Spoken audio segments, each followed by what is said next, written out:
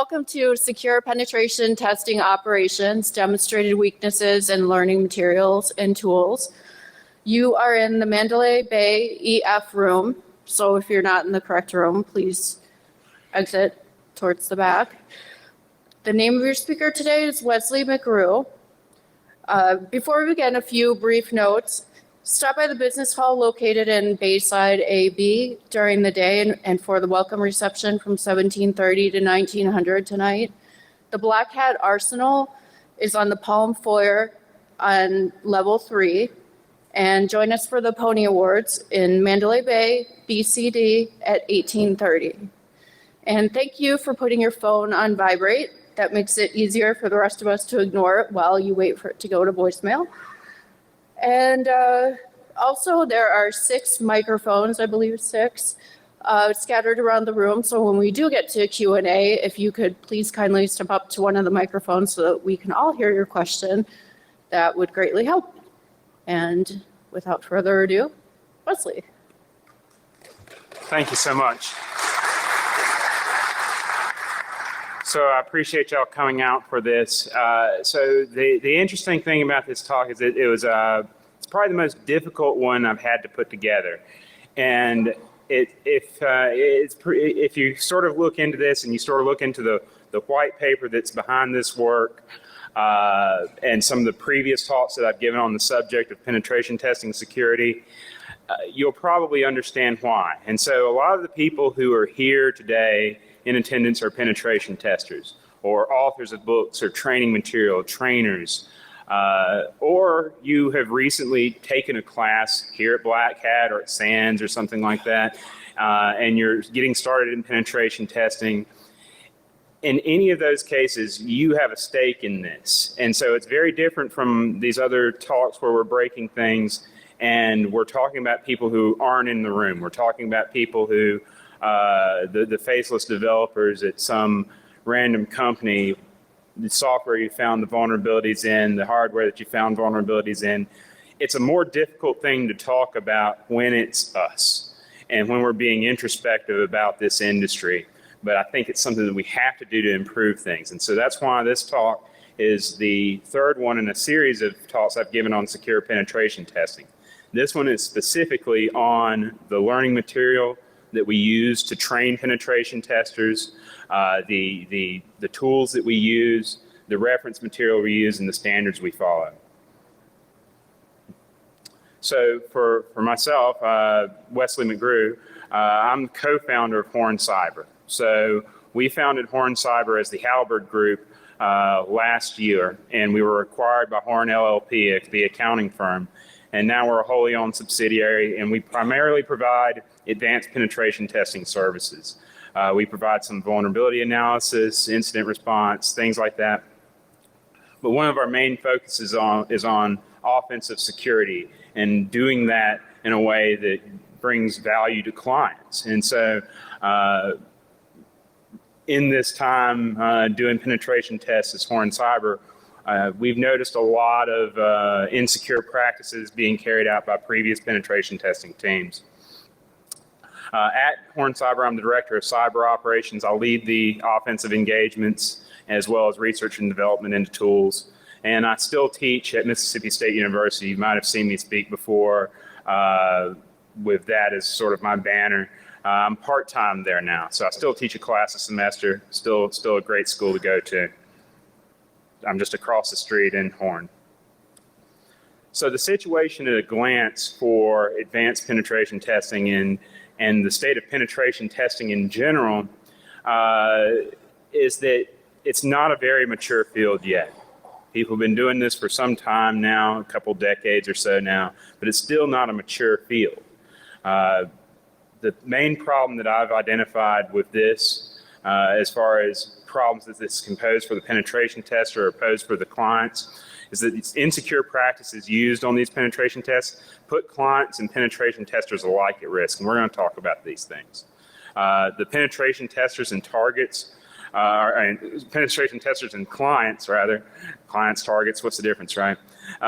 During and between engagements, they're both attractive soft targets for third-party attackers. There's a high motivating factor to attack a company that's undergoing a penetration test or to attack a penetration tester directly. And it's my belief and my findings through this research that the root cause of this problem is a lack of awareness. We simply don't introspect into ourselves. We're not introspective about how we do our testing, how we carry out our own operations, and the learning materials that we have for training new penetration testers and to serve as a reference for existing penetration testers. They teach insecure practices. And it's done for the sake of convenience for a learning environment because you don't have a realistic target environment. You don't have time necessarily for all the intricate details of making sure that your command and control is secure. And so you cut corners. But unfortunately, that winds up being the model that testers use once they actually go out and perform real engagements. And so all of this has to change. And that's just the ultimate statement for this talk is that this has to change. Otherwise, there are going to be breaches because of this, because of the penetration testing that's going on. So the topics we're covering today, I'm going to talk a little bit about the previous and current work in this field that I've done. I presented a couple times at DEF CON on this topic. And so some of you may have seen those presentations online or in person. I'll briefly cover what those are about. I'm going to talk very briefly again about the threats involved, sort of the threat model of the third-party attacker. I won't spend a lot of time on that because, again, I've covered that in the previous talks. I'm going to talk about the role of learning and reference material, why there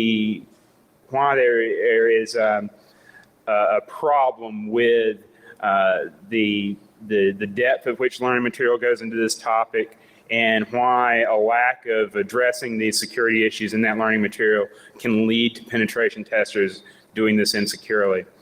And then we're going to talk about the study, and this is a really interesting study. So I took a large portion of books and training materials and standards and asked a series of questions about them, about the types of security issues they addressed or didn't address, what kind of practices they were teaching.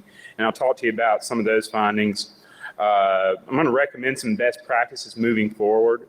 And just for fun, because I can't get on stage in Vegas without doing some sort of demo hacking something, even though this study really isn't about that. Just as a demonstration, a proof of concept of the types of third-party attacks that can happen, I'll show you how to hijack interpreter sessions off the wire if you're in a position to do so. And finally, just a sort of call to action as to how we can make this make penetration testing great again, right? How we can turn this into a more secure practice and a better practice for our clients and ourselves. The two previous talks on this subject, I presented these at DEF CON 21 and 23. In between there was at 22, there was some kind of Wi-Fi pineapple thing going on. So this work, however, this builds upon them. In those previous works, the first one, Pwn the Pwn Plug, was really a forensics talk. It was, the question was, if you have these implantable devices, if you're leaving behind your pen testing Dropbox, your Pony Express device, your Pineapple, your whatever, and you have this thing as something that's monitoring things, giving you a pivot point into a client network, what kind of problems arise from that? What if a third-party attacker were to find that in the same physical location? Or if you're just a straight-up bad guy, what happens when the opposing force, the target, actually finds that device? Can they analyze that device and extract sensitive information from it about the client or about you? And what are the vulnerabilities in that? And that one, I demonstrated a vulnerability that was current to the Pwn Plug at the time that would allow from a single network packet command injection into the device itself. With iHunt penetration testers, I looked at tools, and so I did a survey of Kali tools and their default configurations, and then demonstrated some vulnerabilities in those. And this one, the question is why is this a problem? Why is it that even when we have tools that can be used securely, why are we not using them securely? And so in this, I have a paper and a talk. So the white paper will be available on our website right now, I believe, and also on the Black Hat briefing site. And so I'd really encourage you to dig into that. I really don't download the slides, download the paper, right? Get something you can sink your teeth into. But the idea here is to recommend some change. So why is it that the compromise of a penetration tester is attractive? If you're a penetration tester sitting in this audience right now, you probably already know why. You carry around some very sensitive information on the devices you carry with you, over the network connections you use during engagements, and in your own network environment. And so for the for you, the idea is all of this data that's out there, all this data that you have is sensitive, and compromising you means a compromise of so many of your clients at the same time. And so your information is valuable. You might have a stockpile of vulnerability information. So we have, in the course of our engagements, we find vulnerabilities in products, and not all of that's public knowledge. We don't publicly disclose all of those. Well, if you break into our systems, well, then you have all of that. If you're the target for this, so that's your intellectual property. The tools, tactics, and procedures you use are a big deal as well.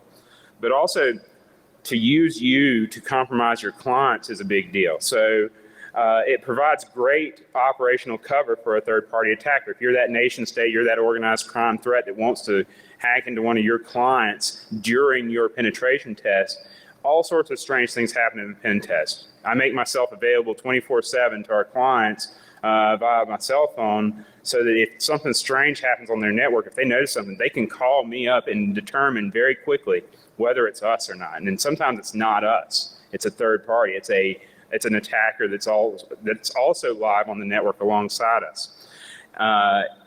You don't want a situation where the client assumes that everything's fine, even though alarm bells are going off because the pen test is going on. Because as penetration testers, we're expected to break rules. We're expected to attack things, elevate privileges, exfiltrate data. And so if somebody else is doing that at the same time, using our command and control channels, that becomes a serious problem.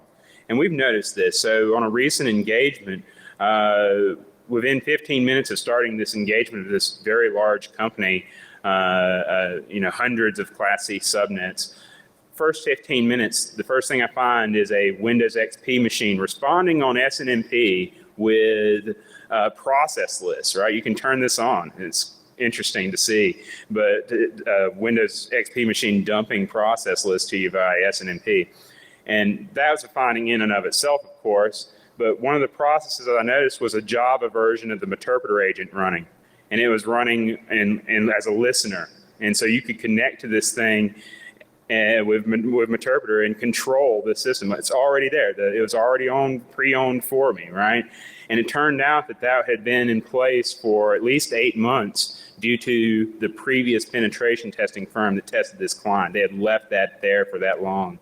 And so that's the sort of thing that's a problem, and that opens up vulnerabilities, and there are threats that'll take advantage of those. There's no standard for penetration testing. This is the cause and effect here. So the cause here is that there's no standard for it. There are, there's penteststandard.org, there's the PCI recommendations for penetration testing, all that. And I get a little bit cut off at the bottom there, but don't worry about it. The problem with this is that everything we do is very ad hoc, and I'm not sure that we could ever really standardize on a process for penetration testing. It's meant to be human-driven. It's meant to be team-based. It's meant to be dependent on your experience, intuition, your pattern recognition. I don't know that it's ever something that you should automate, so don't, right?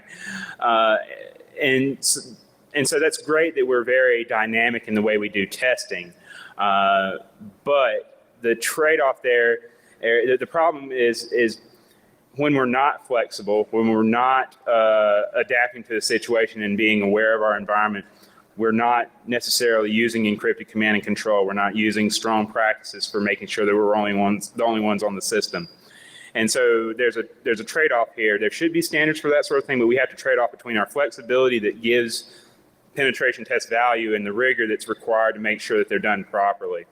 We operate as we learn in this field, so we use the tools, techniques, and procedures that we Wi-Fi networks available. Yes, I definitely want to join that. Turn off your pineapples. In our training, we learn procedures for breaking into things, procedures for controlling systems remotely, procedures for exfiltrating data, and we will usually just reuse those exact procedures on real engagements. That's how we operate. You will develop some on your own operationally, and as you gain experience, and the better you are at this, the more you're developing your own procedures and honing this process. But there are a lot of penetration testers that simply don't. They just do what they've learned from their books, from their training. And it's because the lowest common denominator for this is profit. You can do the least possible thing that can still be called penetration testing and still get paid the same amount. And, we bang our heads against this, right? Because we want to provide that value. We want to find the vulnerabilities that others aren't. We want to find the organization-specific vulnerabilities that they're not in the automated tools. And so there's a difficult problem there. So there's no formal requirement for starting in this, nor should I think that there should be. You shouldn't have to have a computer science degree or weeks or months of training to be a penetration tester. I'm not advocating for that, but without those requirements, it's tough to set a standard for it. And there's no testing requirement either, unless you count like multiple choice tests. You're right. And so there's some of the different training programs and the certification programs that also involve practical tests, and that's a good idea. And so look for those people who are passing those. And so for convenience and expediency, our testing processes follow the training that we provide. And so this is the effect of it, right? And so with the result of us relying so much on this training and the training and the learning material to do this is to get started in penetration testing, there's a lower depth and breadth of technical knowledge required to get going with this. The best penetration testers we have are people who are experienced systems administrators, experienced network administrators that have a depth of experience with a lot of different systems. We have testers that are very good because they come from a software development background, and so they know how code works and they know how to find vulnerabilities in it. And that's a lot better than simply starting from scratch. And I'm all about people being able to get started in this field. However, they need to have a good amount of technical knowledge. And then there's a lack of situational awareness in your secure operation and communication. So there's no instruction and there's no guidance and there's no practice surrounding being aware of, when I launch this exploit, when I set up this command and control channel to the target system, is that over an encrypted channel? Who can see that? Is it simply that I'm one hop away from the server and somebody would have to be on this local subnet to see it? Or is it that I'm launching this attack across the public internet and I don't know, trace route and see how many possible places are there that you could see this? We don't trust the systems we use for social networking and email to run over unencrypted channels. And so, or to the extent we do, but as little as possible, we fuss about it, right? If a site doesn't support HTTPS, we raise hell about it, right? And but we don't necessarily hold our own tools and processes to the same standards. So the study for this talk, the goal of this is to answer the question: how are secure practices and penetration tested in covered or not covered in learning and reference materials? Intuitively, I've read all of these books, right? And so I read these things as they come out. I'm a reader. And so some of you have probably read all of them too, or at least read some of them, and it's how you learn to do what you're doing. And so you probably already know the answer to this question, is that they're not, right? Intuitively, I knew getting into this that they're not covering this. And so it's a difficult thing to do, to point out this as a flaw. And so I looked at books, training material that's freely available, and standards documents for any kind of reference to these problems. The books were selected from just simply top Amazon results. You can get a pretty exhaustive list of learning material that people use to get started in this field by just going to Amazon, searching for penetration testing, sorting by the most popular books, and going through a few pages, removing the false positives. There's some that just don't make any sense for the search. There's also some books that will trigger on hits for penetration testing, but when you really dig into them, they're not really penetration testing books. They may be a book on how to use a specific product or something like that. And then with the training, the idea is to look at publicly available material. Only 3 of these were selected on this, and so this is notably a very limited part of the study. Didn't look at commercial products for this, commercial training, because of non-disclosure agreements associated with those things, the cost associated with getting that material, and even if I paid for the material, it doesn't mean that I can start disclosing things about it for a study. And then 4 different standards. I don't really disclose what all of these are, but things like the PCI and the penteststandard.org for those. The key and in the selection of this, and you'll notice that I don't disclose the names of these books, and it's really because no book really did very well on this study. And this talk is not meant to be a call out to specific authors by name or specific titles of books or training classes or standards by name. While it's important that everybody realize that moving forward we need to make more material that addresses this better, this is not meant to be like a call out session or to create an amount of drama surrounding that overshadows the main point of this. And that's part of why when I opened this up, I talked about how difficult this particular study was to do and how I knew creating this to present here that this would be potentially a controversial thing. So for each of those pieces of material, I asked a set of questions, and I've got a slide per each of them. And the first question is just, and we have a basic overall part of it in the question itself, and this is host security for the penetration tester.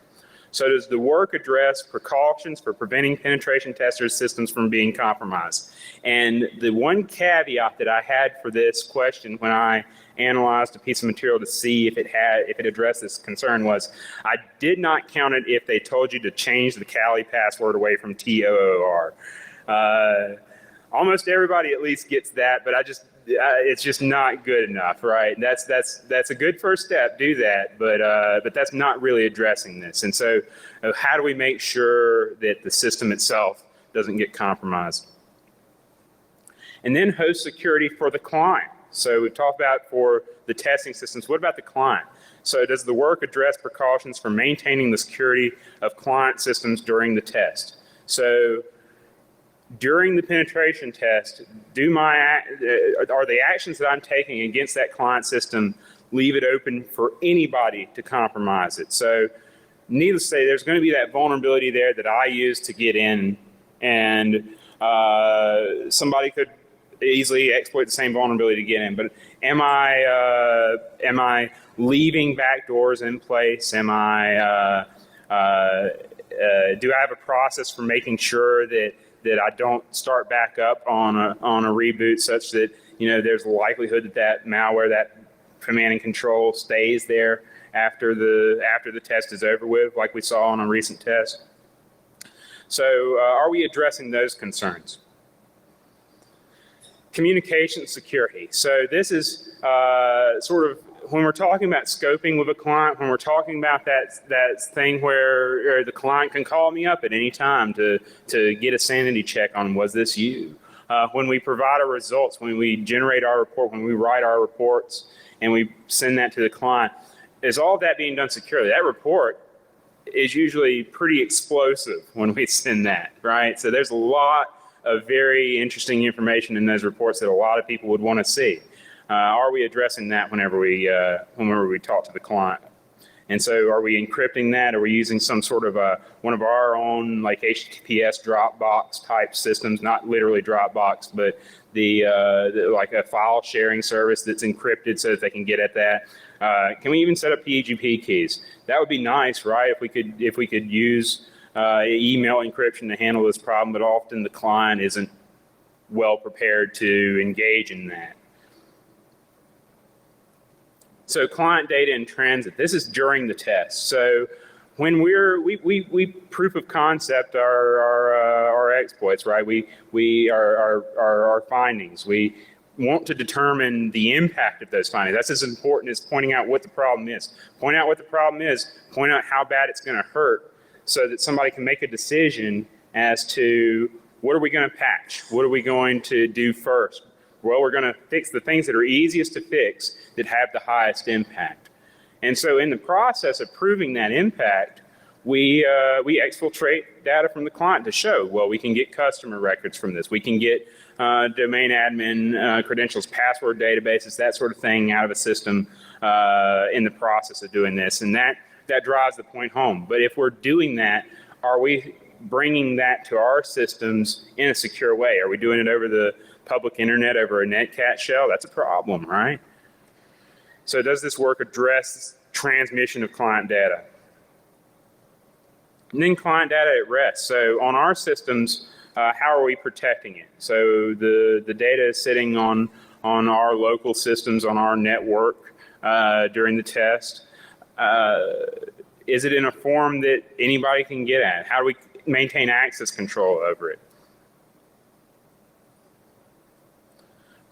This is something that a lot of people don't think about.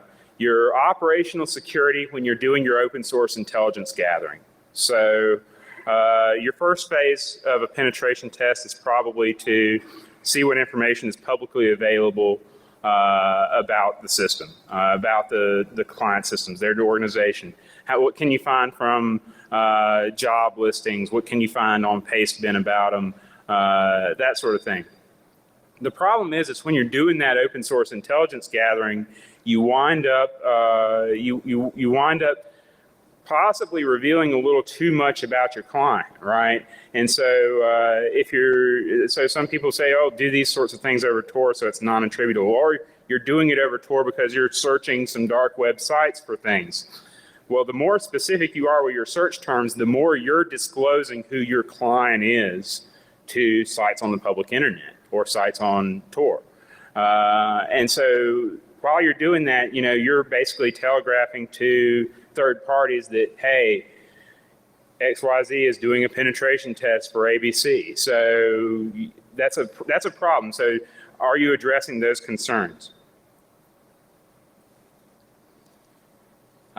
Does the study ask for each piece of material, does the work address potential threats? So does the work address even acknowledge the idea that there could be a third-party attacker looking at a system that you're currently testing, or looking at your system, or looking at your traffic?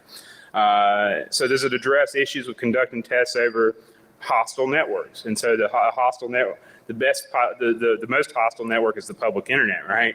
Unencrypted wireless networks. So does it address your position on the public internet versus the client's position on the public internet in such a way that you're figuring out, well, possibly let's not do this kind of test remotely over the public internet. Let's at least set up a VPN to them. Let's do it on site. Let's do something different rather than exploiting systems over the internet where others can see. And this one's in red because it's actually a reverse type question right here. It's if this is answered yes, then it's a bad thing.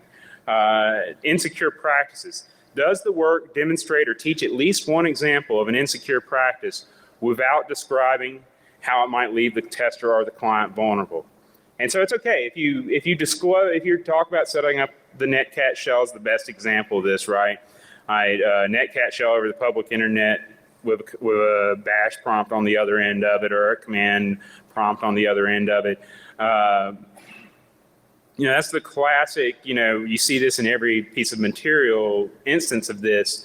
That's fine as long as, somewhere near that you're saying, this might be a bad idea if you're doing this over networks where you don't control everything. So if there's third parties on this network, maybe that's a poor idea. So is that addressed by the material? And so this is a matrix here of the results here. So down the y-axis there you have the resource numbers. These are randomized. They're not alphabetical order or anything like that where you could figure out what they were, right? But you can see that this thing, it's mostly bad, right?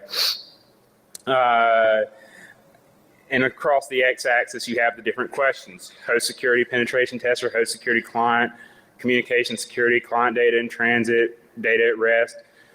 You know, if this is hard to read, and I'm sure it is, it was hard to figure out how to format this for the screen. This is in the white paper, and so you can really dig into this in the white paper and see what's up.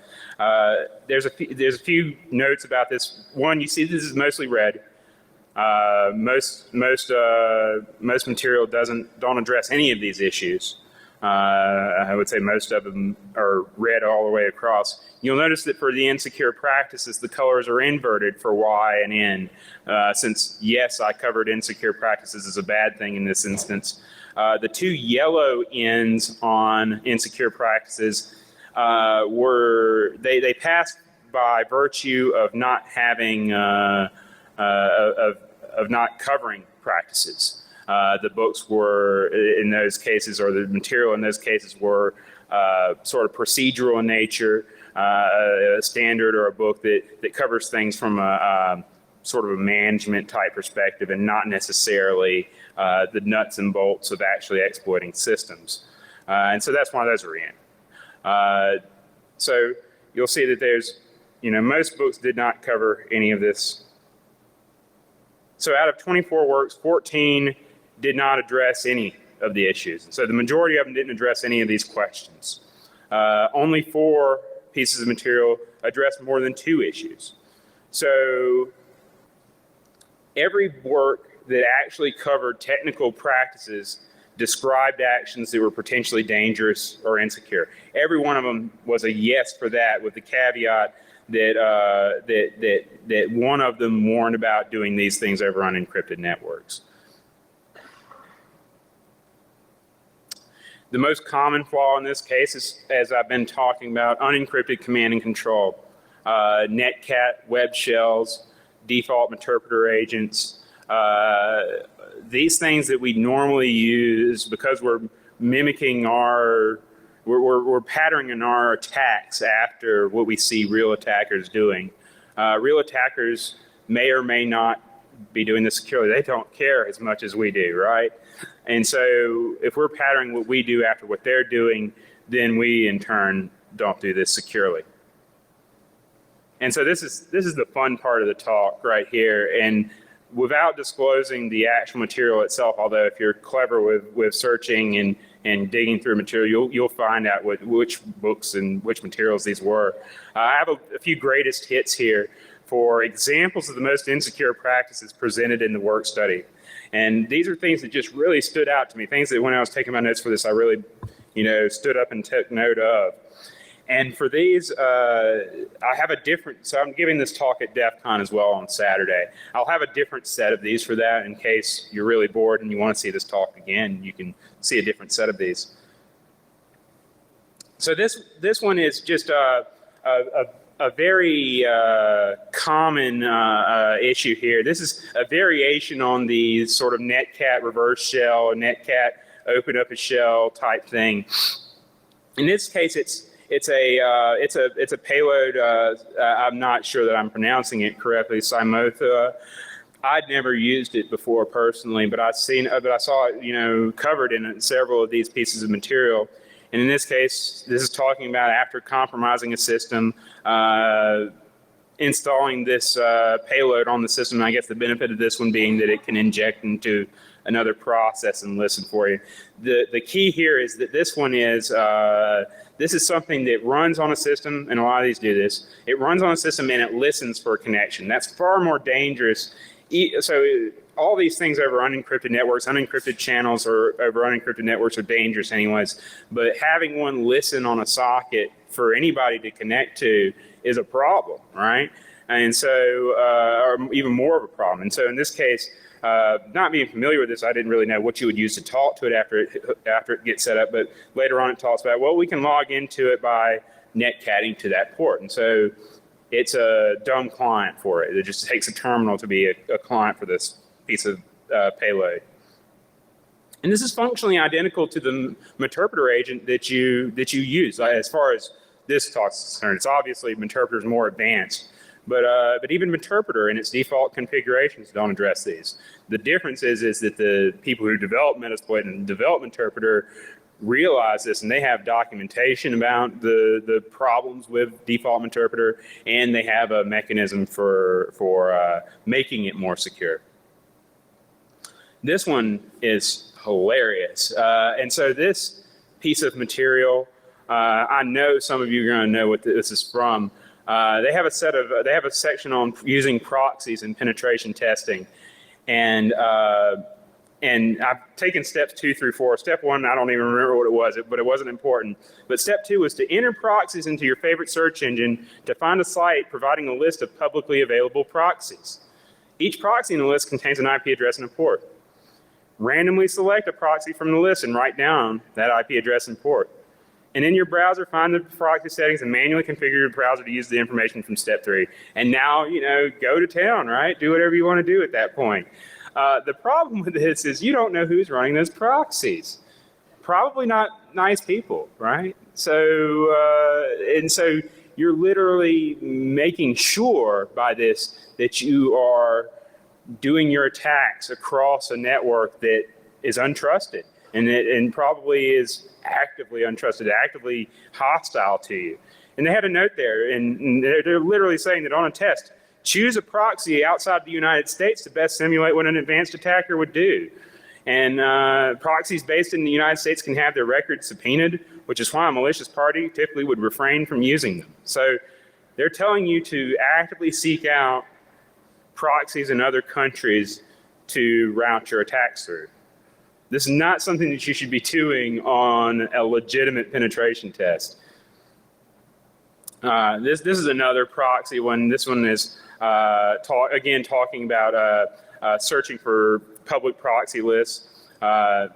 This one actually addresses it, right? And administrators of proxies can see all traffic as well as identify both targets and victims that communicate.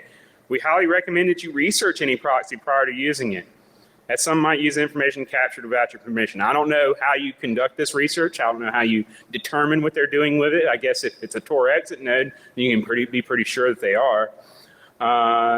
This includes providing forensic evidence to authorities or selling your sensitive information. Why, as a penetration tester, are you concerned about the proxy turning over forensic evidence to authorities? This hits on a very core issue that you see in a lot of penetration testing books and other kind of book-like material, is that in some cases, penetration testing in books is a code word for here's how to hack into things. And so all of them have the disclaimers about, use this in a well-scoped penetration test, but when you actually read the material and the processes that they're recommending, it becomes clear that these books target people who just want to buy the books to learn how to hack into stuff without permission necessarily.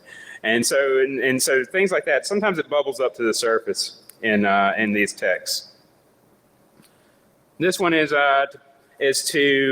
basically encouraging you that if you get a hash value out of a web app or a system and you need to crack that hash, don't bother setting up your own cluster for this. Don't have your own rainbow tables. Use an online one ran by who knows, right? And so you submit your hash to something like this, md5decryptor.co.uk. Maybe the guys running that are really nice. Maybe they're totally mindful about this and they throw these things away. Maybe they're not logging what IP addresses are asking for them. And overall, it's a little bit of a leap to go from there for a compromise to the client because they don't know where that hash came from necessarily. But why are you giving it to them, right? Why encourage, disseminating that out like that? And then this one was wild, right? And so this is talking about using Zigbee radios to have command and control. And so that's kind of out of band-ish, right? You know, most people aren't really looking for those kinds of 802.15.4 networks going on. And so it's a little bit different from doing your Wi-Fi, different from doing your over the public internet stuff. And so from that, you know, the benefit there is range. But, you know, if you do this, you can encrypt the network, but the text actually recommended that you just start encrypting all. It just said that you may be tempted to encrypt all the traffic, but don't, because it makes things slow, right? And then talks about doing penetration tests from miles away for this. And so think of the attack surface you've opened up there. As far as recommendations for this are concerned, the idea here is to encourage people to use good client communication security. Basically, the answer yes to all these questions, or no to the last one about insecure practices, to make the boxes green on this. So moving forward, the material we use has to do this. It has to address your situational awareness. You have to understand the attacks that you're launching well enough to know what the exposure is. And that will probably require there to be a higher bar of entry to being able to learn how to do penetration testing. If you have to be this aware or this smart about these threats to conduct a secure real penetration test, you know, that raises the bar a little bit on entry to this field. And that might just have to be what happens, right? And so the demonstration, this tool is released along with the Black Hat materials that will be on the site later on. This is Snagterpreter. This is demonstrating hijacking HTTP and HTTPS Meterpreter sessions. So you can play around with this. It's a lot of fun. The Meterpreter, that's your most commonly used and documented implant. It's easy to use, popular. It's often used operationally across untrusted networks. But the encryption provided by the HTTPS version of Meterpreter is not meant to provide security for your communication. It's meant to provide intrusion detection evasion. So it's meant for evasion. The developers of Metasploit, they know this, and there's documentation on how to set these things up in what's called a paranoid mode.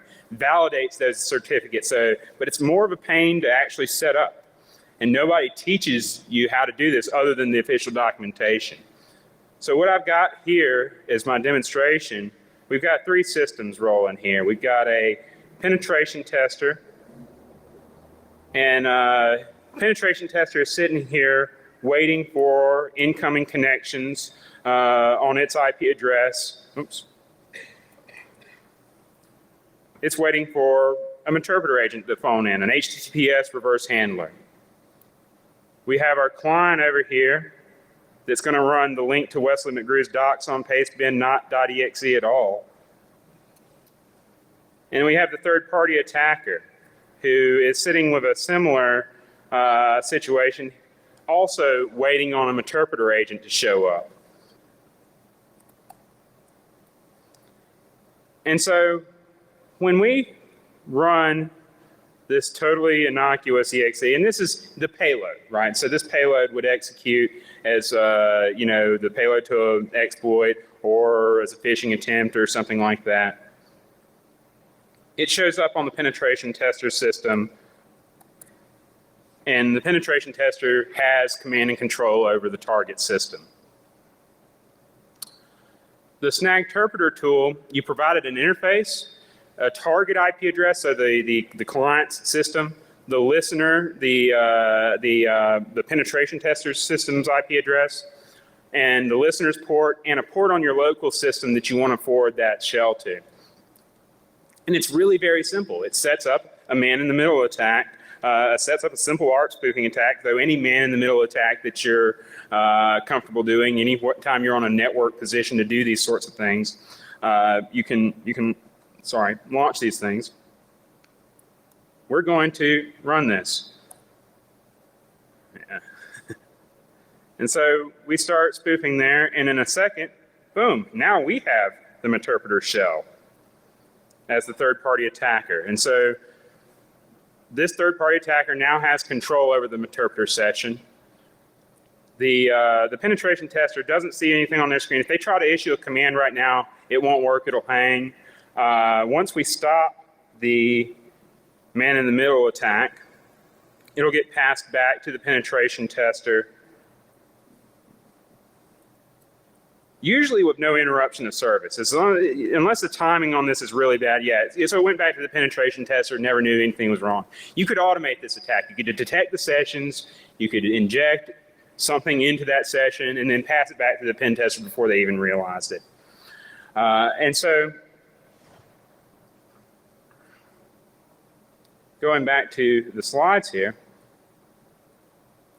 the conclusion for this is penetration tester, test thyself. Look at your processes so that you know what the problems are.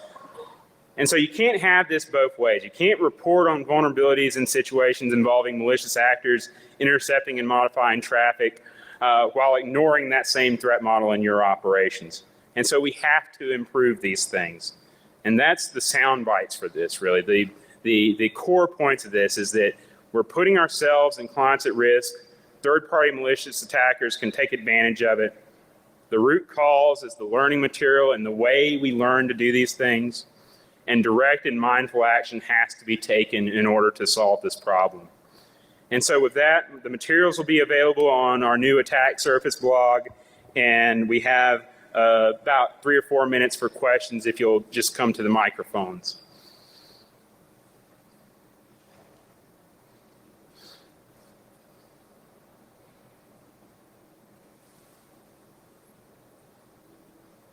All right, so if we don't have any questions, I'm also willing to go offline with you on it.